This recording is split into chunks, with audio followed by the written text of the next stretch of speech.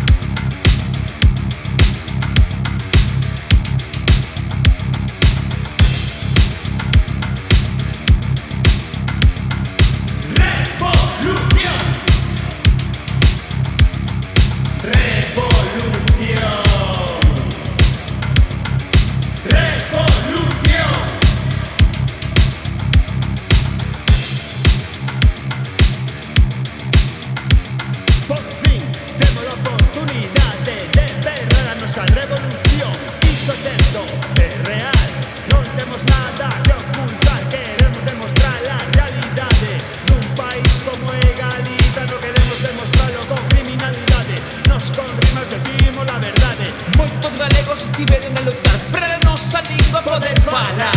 Esta loita non rematou, aínda queda moito por conquistar. Por culpa dos mangallóns quedamos sen a nosa liberdade.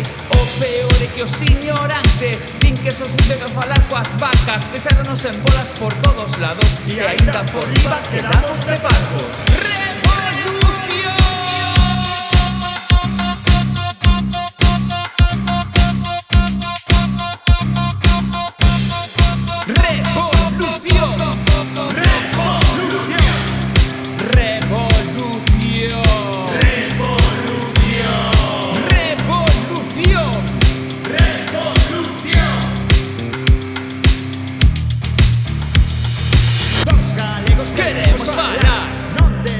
Nin de cataláns, con estas rimas queremos lembrar a Curro, Rosalía e Pondal, que por nosa lingua traballaron, e por ela tamén tamén loitaron. Moitas gracias temos Que darlles por deixarnos o galego dantes. A altura de Galicia está nas túas mans.